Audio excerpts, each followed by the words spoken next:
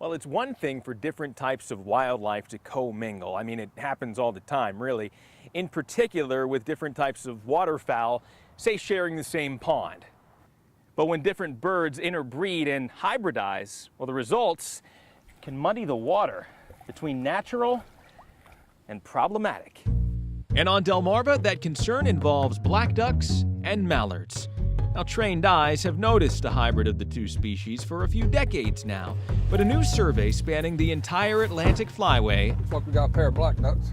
is evidence it could be happening too much for either species' own good. We set this trap this morning, probably about 9:30, 10 o'clock. To study the birds, they've got to be trapped first. And around here, Maryland DNR collects live birds daily and nightly from around Somerset, Worcester, and Wycomico counties.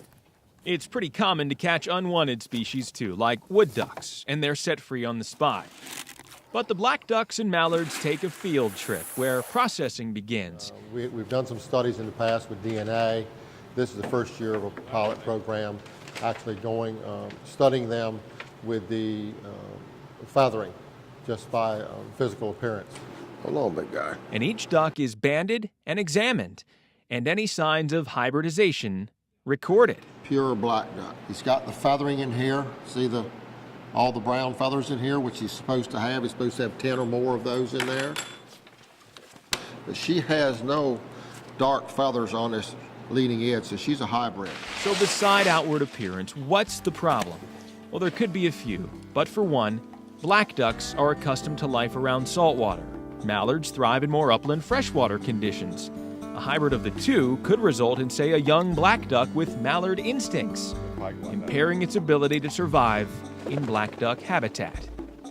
Now, data on these ducks will be collected over the next 2 years or so and processed into findings and possibly used in an as-of-yet undetermined course of action.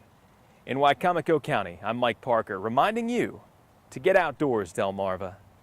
Well, this is the 7th year for the Diamond Jim Contest, part of the greater Maryland Fishing Challenge. And what that means is if you catch a striped bass with a specially marked tag like this, well, you could walk away with as much as $25,000.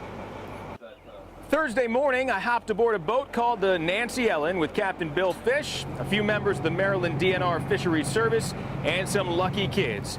We were one of 9 boats on the bay today, trolling for rockfish, which were then fitted with specially numbered tags. We're trying to tag 25 fish off of this boat today. There's 9 other boats out today, so the target today is to try to get another 250 tags out in the water today. If a fisherman goes out and catches one of these fish with a special tag in it, in July they can win up to $20,000. If we don't catch Diamond Jim in July, he will be worth $25,000 in August. Now, for the first time this year, if the actual Diamond Jim isn't caught by Labor Day, the $25,000 top prize money will be split between the anglers who did catch the imposter tagged fish. And I want to remind you to tune in to Outdoors Delmarva in the coming weeks. We'll have plenty more on this very special fishing trip. Reporting on the Chesapeake Bay off the coast of Tillman Island, Talbot County, I'm Mike Parker reminding you to get outdoors, Delmarva. Hey, I'm out here aboard the Lucky Break, captained by Jason Mumford, and we're out here on the Isle of Wight Bay, just a couple hundred yards off the coast of Ocean City, Maryland. It's cold, it's windy, but I'll tell you what, it's all been worth it because of what's resting out on that island. It was a cold and windy morning aboard the Lucky Break, captained by Jason Mumford. Some kind of an Arctic coastal adventure. And when I met up with members of the Assateague Coastal Trust, we were keeping our eyes peeled for seals. From the inlet, you can look over. If you've got a good pair of binoculars or a spotting scope, you'll see them popping around the inlet, sometimes even right here on the rock. Okay, there they are. They're coming up now. See one? And it wasn't long before we were rocking. Just a few hundred yards north of the Route 50 bridge, there was no mistaking a rather plump profile on the banks of a small sandy island. We've got one up there sunning, and there's a couple others here bopping around checking us out in the water, keeping our respectful 100-yard distance, which is mandated by the Marine Mammal Protection Act, and they seem pretty chill. And we want them to feel comfortable here. We want them to keep coming back.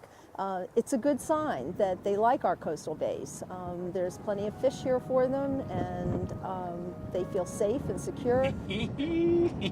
Seal sightings off Delmarva are nothing new, but most experts will agree there's more these days, and several types.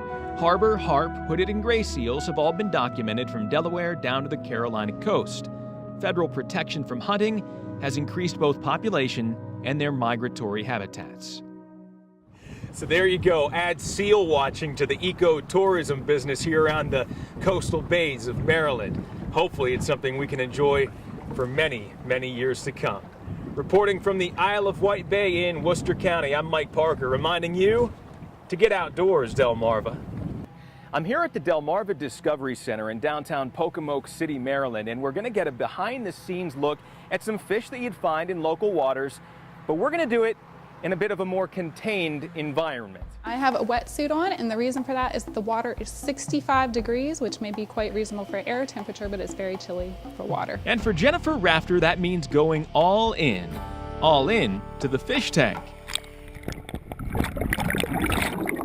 The species in the tank represent what you'd find naturally in the actual Pocomoke River, including perch, bass, and gar, which some anglers would even describe as a little intimidating.